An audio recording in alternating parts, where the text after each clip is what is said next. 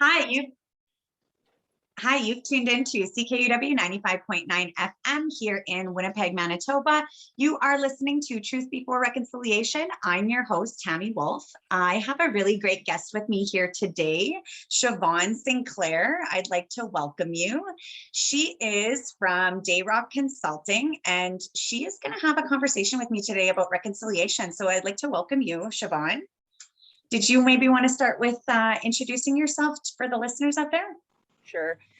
My name is Shavon Sinclair. That's my given name, and my traditional name is Dayrock Woman.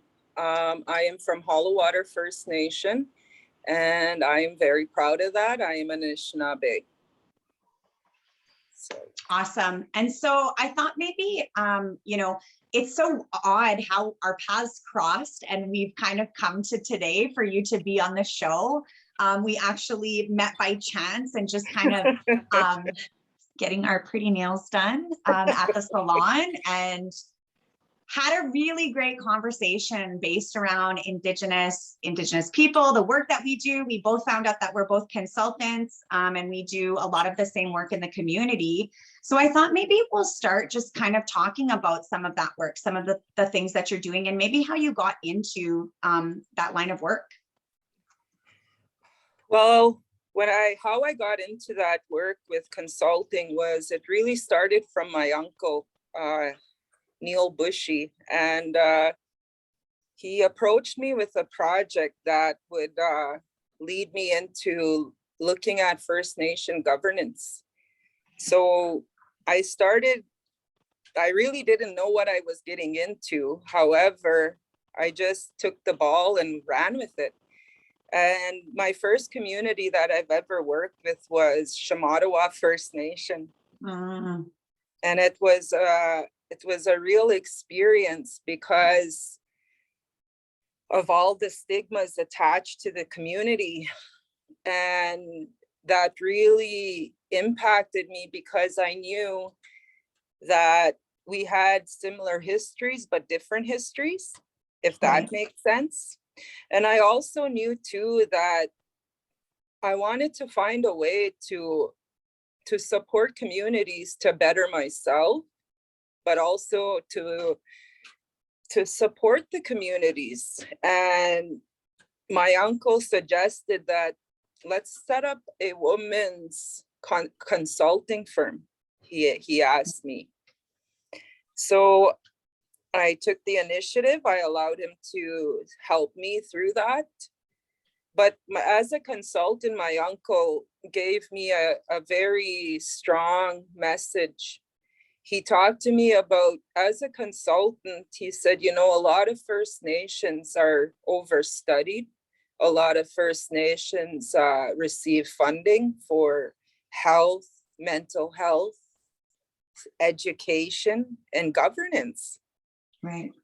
And he made that statement to me that I don't know when First Nations became a commodity. Right. And that bugged me because I was attending school at the university that time, and it really irritated me with his comments that we are a subject, our communities have become subjects. Right. So me being the way I am, I had to think about that. And he approached me with Shamattawa, and he asked me that to support him, that he would teach me everything he knew about consulting. But he also gave me the biggest warning of all. He said, as a consultant, Shavon, he said, it's not just a job. Right. It's a duty to our people, to our communities. Right. And he said, part of that includes, with responsibility comes accountability to the communities. For sure. And so he also gave me a message. He said, Shavon, every job that you do, he said, you need to find a way, he said, to align it with our traditional ways. You don't have to tell the communities, you don't have to tell the people, but you as a consultant, he said, it is your responsibility to support and to make sure that you are praying and doing what you need to do for the community. Right. And you don't need to announce that, he said. And he said, we need to change that way of thinking, he said, about consultants. And he said, we need more First Nation consultants. And what's more needed, he said to me, was women. He said, women are pivotal to our ceremonies, our culture. Mm-hmm. And he said, and that includes professionally. Right. When a woman is strong, he said to me, the people will be strong, the communities will be strong. So he shared with me that message. And I thought it would only be one project, and it didn't happen that way. I started getting into environmental issues. I started getting involved with social justice. I started getting involved with education. Right. And most recently, I always did my consulting with post-secondary institutes big time. Mm-hmm.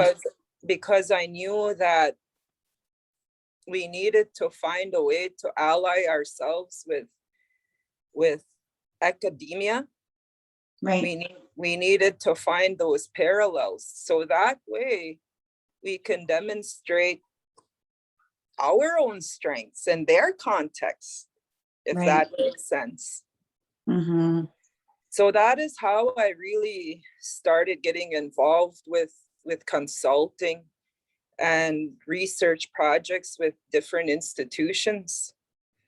And there had been a few projects that I have been involved in where I had to put myself on the line. I had to put my children on the line, my mom, my family, and I don't regret it. Because each project that I took the lead on or supported, there was always one intention that I had, was to heal myself, heal my kids, heal my parents and my overall family and the community. So a lot of the times it was challenging because I had to tell my story, tell my children's stories, my family, my community. Right. So really what I'm hearing is you saw the need was there in regards to community, but then you're also talking about your own personal healing journey. And I mean, I hear that a lot too. And I mean, you know, pulling academia in there.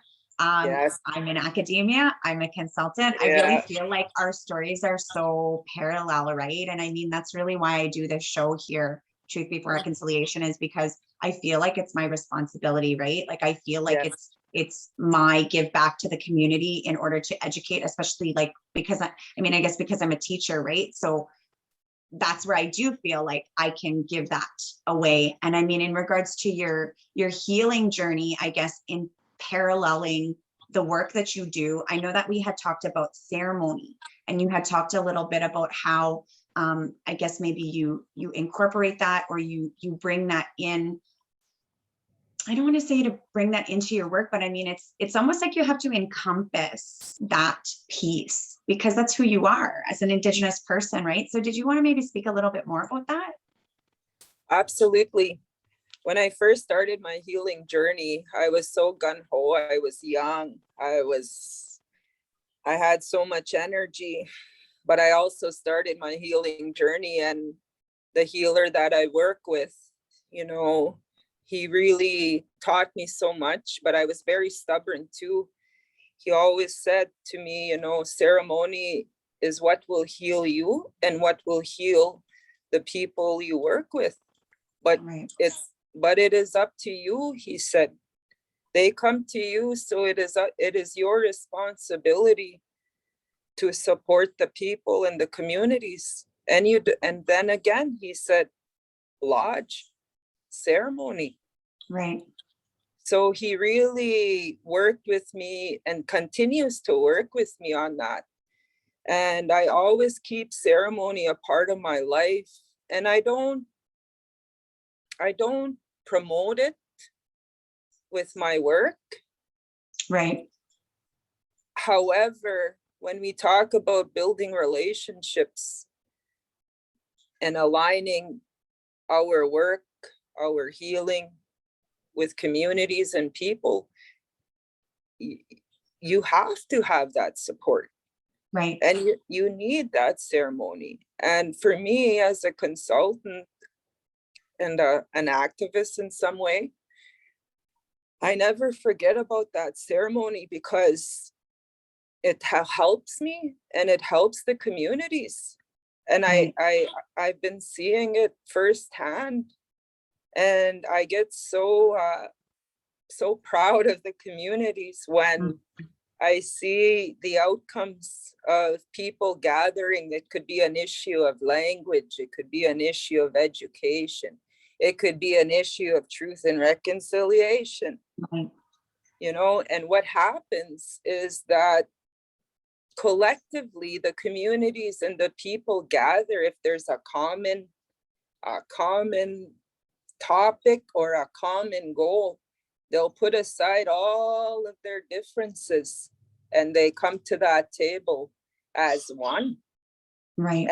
And to me, I asked my healer one time, I said, why does that happen in communities? You know, like we talk about different differences in communities with different families, different people.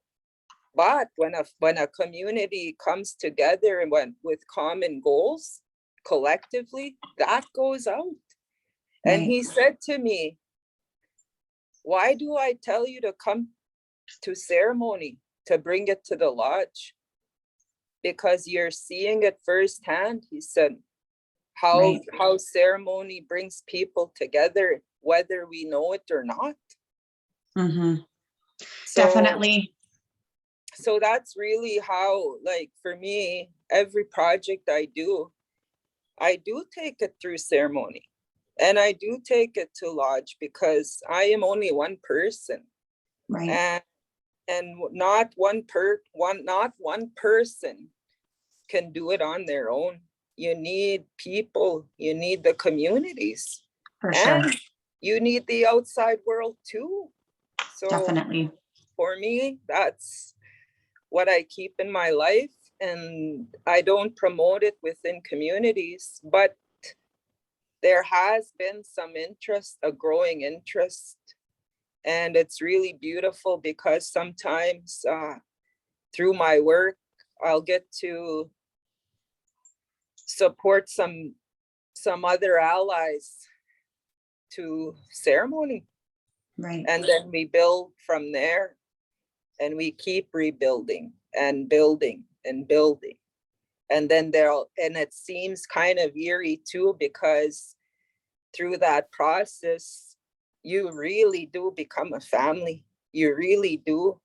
And when you see one family member down, there is always someone there to pick you up and to keep you moving. And sometimes, like throughout my journey, I fell hard. And Mm-hmm.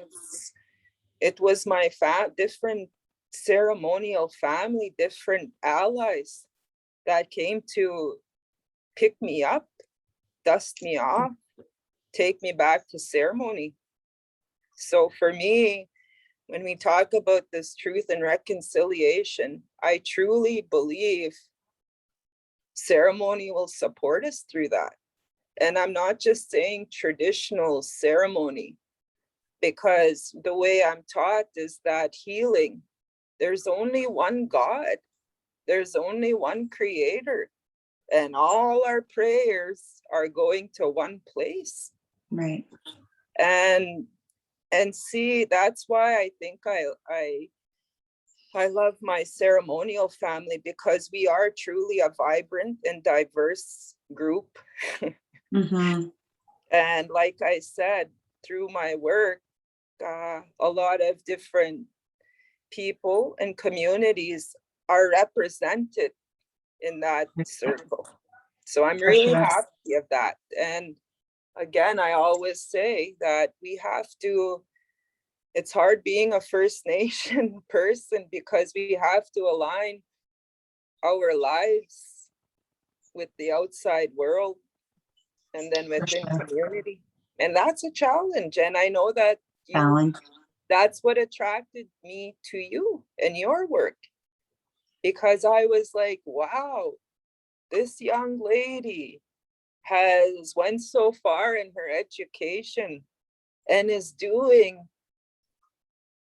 action to change those dichotomies on Indigenous people and our communities. And that's really what Well, we're attracted. both doing that, right? Yes. And that's Yes. why I have you here today to talk about, your work. I mean, I feel like that's, I just, so many things running through my head as you're talking, because it's just like, there's so many good things that you've kind of brought to this conversation, and like the relationship building, that's what we do here, building relationships. And when you talk about bringing ceremony in, I think about, that's the way that we're all healing. That's the way that we should all begin to heal as Indigenous people, because we've lost our way, right? When we talk about things like truth and reconciliation, why do we need truth and reconciliation? Because of all of the negative impacts that happen to Indigenous people. So when I see people like you, and then, myself, I returned to ceremony as well, 12 years ago, going back to my traditional way of life. It's like, that's what we're doing to heal ourselves in order to bring that back to community, right? And then also when you talk about, the work that I'm doing within, say, academia, Yes. I always return to an elder. I remember hearing him speak, Elder Harry Bone, and he said that we can go and get educated in the academic sphere, in that academic space as Indigenous people. We can do that, but essentially, if we do that without returning to our traditional way of life and our ceremony and our people and our ways and our understandings, those epistemologies and ontologies, we will be just exactly what they wanted, which was assimilated in that academic space.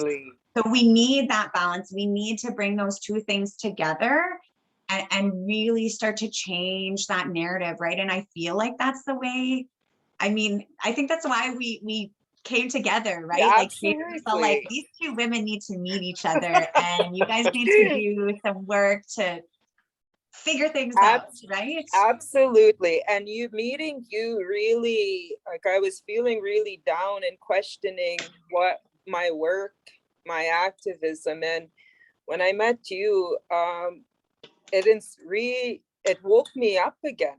It reminded me of why we do what we do. And Right. I went talked to an elder regarding truth and reconciliation. And I said to her, our teachings are lost. And she corrected me. She said, do you think our people, our ancestors didn't know what they were doing? She said, the difference is, she said, academia recognizes it as being lost. We never lost it. They were sleeping. Our teachings were sleeping, and they were waiting for us to get up. And I'm super proud of that, because when I look around Winnipeg, when I look around Manitoba, when I look at Canada, I see all these different movements. Whether it's in for social justice, whether it's for education, whether it's for language or environment, all these different movements have been woken up. Right. And it's through those ceremonies, it's through the dancing, the singing, the art, Right. And I went back to that elder after thinking about it, and I said to her, you are right. And I thank her every day of my life, because again, she has guided me. I've been into activism 15 years.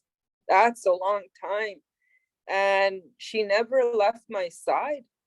And when I would fall in my own personal life, professional life, she was always there to pick me up and to say, Shavon, you have to do this. And she'd take me back to ceremony. She'd take me back to those teachings. And that's where it's a challenge, because when we talk about academia and rebuilding relationships, it's hard, because how do you give that message to scholars that you need to come heal Right. first? How do you say that in a non-offensive way? Right. And then how do you say, come and live with the people, come and experience it? Right. How do you say that without being offensive? I think some of the narratives are changing. I mean, for me, I always like to talk about how I'm like, well, I'm not jaded yet, I guess, because I still have a lot of hope, and I still have a Me lot too. of, just, I guess, maybe optimism, which is funny because I'm largely a pessimist. But it reminds me of a conversation. I'm actually supposed to have somebody on the show, non-Indigenous ally, to talk about changing like the space within academia and looking at trying to revalue, Indigenous ways of knowing, right? And integrating that. And that's part of something that I do. For those of you who are interested in reading my thesis, 120 pages, hopefully it'll be out within the next couple months here. But that's what I talk about, integrating those ways of knowing, our ways of understanding, or trying to change that, the dynamic of like that the Western world is the see all be all, it, right? And that it's so much above all of the other ways of understanding, because really, like, we should all be on the same platform, right? I do see that though too. Like on the flip side of it, I do see the change within academia, because with the current project that I'm involved in with the University of Manitoba, I have a wonderful team. They are such huge support. And that's so important, yeah. And my responsibility and role within that project is to support the communities, of course, but also to support the relationship building, like between the project and between the team and between the communities. And I do see, like, with the team on the university side, I am truly blessed, because I feel their hearts. Right. I know, I hear them speak. I see them work. So important. It is. And my supervisor always comes to me to say, Shavon, how can we support the communities and how do we leave the communities with something? Because we come into the communities, we mobilize the communities, we build up that momentum, right? Right. So how do we keep that going so that we change that stigma around academia coming in, researching the communities, the people, because that does exist. But at the same time, like what you've just stated, there is change within academia. I don't think I could be doing the projects I'm doing and have done had that relationship. If it didn't change, I don't think I'd be here. So I'm hearing two things. So in regards to, say, truth and reconciliation, I'm hearing mobilizing communities, and I'm hearing building relationships. Putting those two things, that's your idea for moving truth and reconciliation forward. Is that correct? Absolutely. And that is my ultimate goal. My Right. ultimate goal is to build those relationships, Right. between community and academia, or allies. Right. you you Yeah. know, and I think that's beautiful, because, and that takes me back to, again, the healer that I work with. And he says that, Mm-hmm. why do you think you're meeting all these, the colleagues, the allies? Right. He said, you meet good people, and those are allies, and thank them. For Thank sure. them, because we don't do we don't do things unless there's purpose. That's Right. what I'm Yeah, finding, like, you exactly. know, in both worlds. If you want to make reference to that, that's how I view it, because sometimes I do feel like I'm in a different world, uh, in academia. And then I also feel like when I'm in community, it's a different world again. But Right.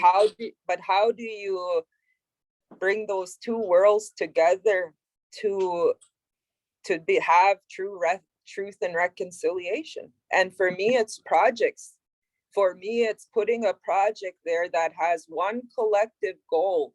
And it is beautiful when you see communities and academics, allies sitting at the table. And I'm telling you, I don't even have to do the work, and I feel guilty sometimes because they're doing the You're work. great. Well, which brings me to my final question, which is so Okay, awesome. You're bringing it full circle, Shavon. We're getting close to thank the you. end here. Um, Okay, but I just love that. I love, like, we're so on the same page. Like, we're simpatico, me and you. I'm telling you, like, we talk about the same things. absolutely. That's what we talk about here on Truth Before Reconciliation. Is I always talk about relationship building. That was something that I learned in education, right? Like building relationships with students. And it comes full circle to community, to every aspect of our lives, right? And so when you talk about that, and you're saying, oh, well, they're doing the work. I almost feel bad because they're doing all of the work. So that brings me to final question, which is, what do you suggest for people in the community who want to do that work, for people in the community who want to mobilize themselves and try to move reconciliation forward? Okay, this one lady, I just finished a project and just started a project, if that makes sense. I asked her on my drive out to Hollow Water, I asked her, I gave her my story about activism, consulting, being a student, being a mom. And I said, how do I keep doing what I'm doing? Because I do genuinely care for our language, our culture, our traditions, but I also care for academia too. Right. And one of the things she said to me as we were driving, she said, Shavon, she said, you need to flip that thought, and you need to make your work your activism, and your activism your work. And Right. if you look closely, she said, look at your urban community, the community of the First Nations, and look at the global world. She said, more and more academics and more First Nations people have made their activism their work. And Right. she said, but don't feel sad, Shavon. She said, because from what I see, she said, you are doing that. You just didn't know it. Right. So I walk with that thought, and it provides me comfort because I'm still doing what I'm meant to do, and I'm still doing it for a greater good. Right. And I do believe in those concepts, truth and reconciliation. And I'm so proud of our communities, both urban and non-urban. And I'm so proud of the global world because I see it firsthand. I work at the global level. I had that privilege, and I see First Nations making their activism their work, and their work is their activism. Right. And that's how I want to continue to live, and I'll do my best to do that. And I want you to know, Tammy, you are doing the same thing.